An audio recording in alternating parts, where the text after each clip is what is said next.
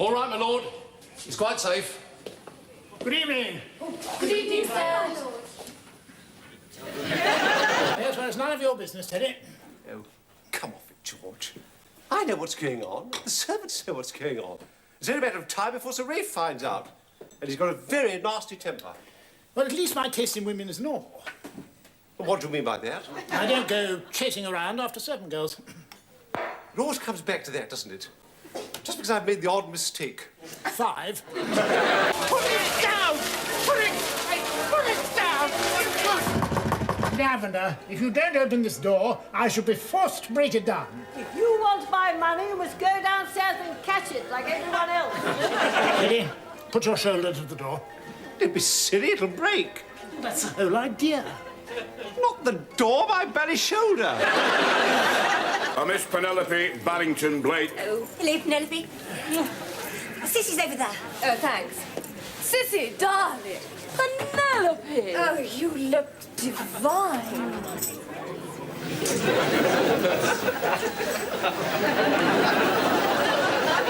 You girls usually kiss each other on the lips these days? I don't know. I always kiss girls on the lips. Yes, well, we all know about that. What did the doctor say about Rafe? I don't know. He's still up there with Agatha. The point is, what was she doing in the park with that young man? Did he have a moustache? Oh, don't get into all that. And what were you doing in the park with Madge Cartwright's maid? It's got nothing to do with you. Yes, it has. Sir Rafe saw you. I had to make an excuse. I told him she was your nurse.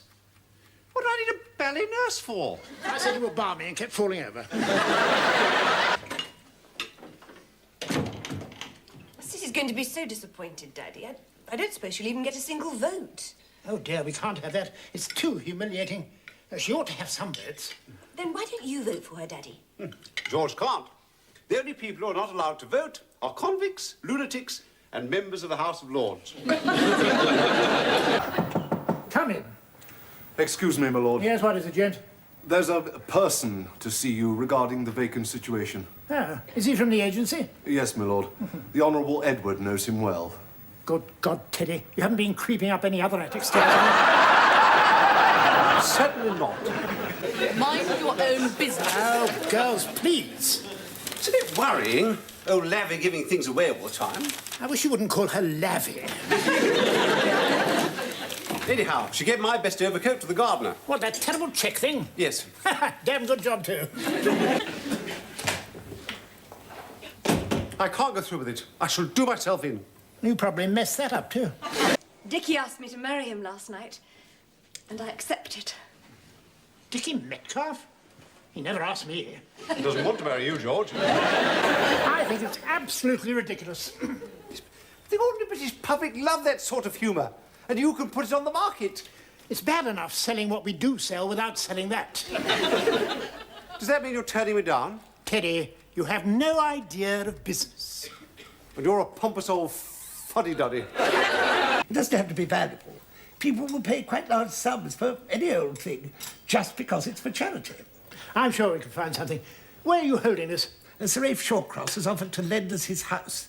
Do you know him? My brother bumps into his wife from time to time. That fellow Mussolini's doing a damn good job in Italy.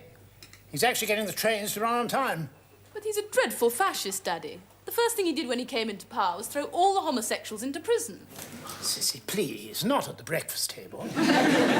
We'll not let him loose in the House of Lords, eh? Teddy. The man is a ruthless dictator, Daddy. Yes, but he gets things done.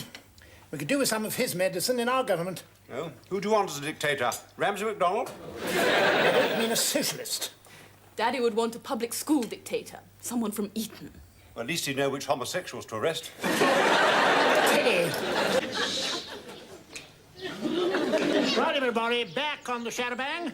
And this time the family will sit with the servants. Not you, Teddy. Excuse me, George. It's time to change for dinner. No, no, you don't. Sit down. Now, why have you been avoiding me, Teddy? I haven't. So yes, you have, ever since Madge Cartwright came to dinner the other night. Have you put her maid in the family way? Certainly not. Why did you faint when Madge said she thought Rose was in trouble? It was the hot soup. Anyway, I'm not making any more settlements. 5 little teddies running about is quite enough. Kensington Gardens is full of them. I have not laid a hand on Rose. It's not your hand I'm worried about. Oh, 10 guineas. Most bountiful of you. The distressed gentlewomen will be quite overwhelmed. What about you, Teddy? Haven't you anything for the distressed gentlewomen? I also have a fund for a new orphanage that we're founding. It's quite near here. Oh, that'll be handy.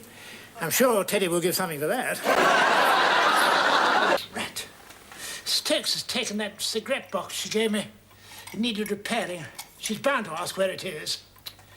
I'll get Stokes to bring it back. Otherwise, she'll think you've pawned it. Pour me one, George.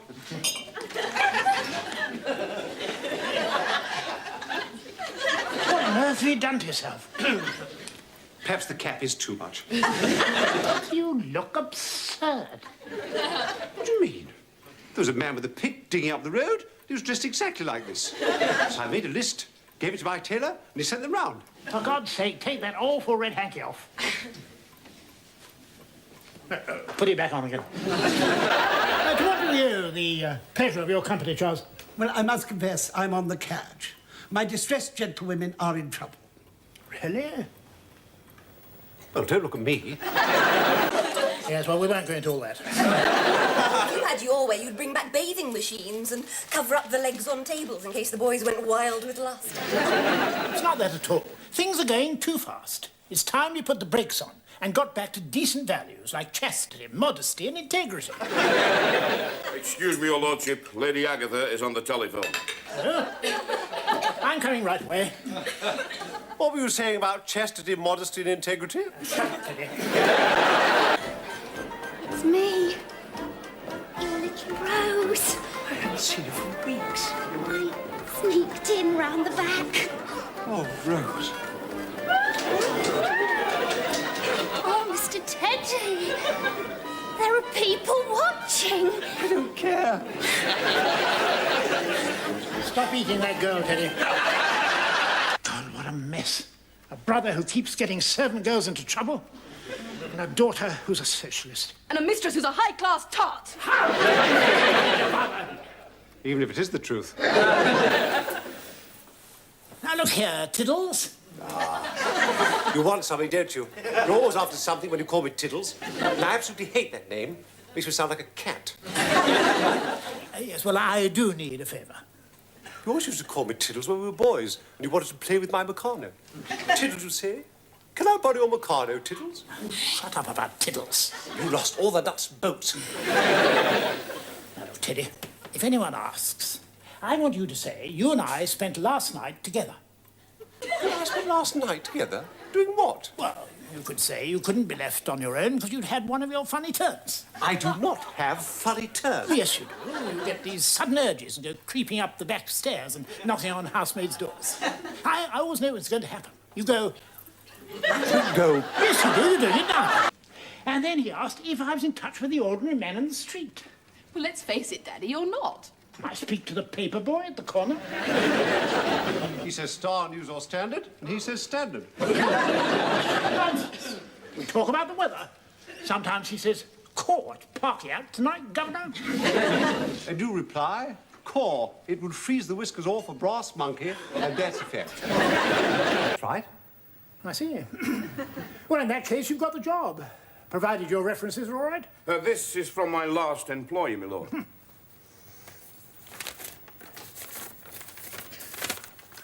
Good heavens, it's old Richard. We were at Eton together for a while. Was he expelled? Yes. The usual? Yes. They were trying to stamp it out. Did they succeed? No.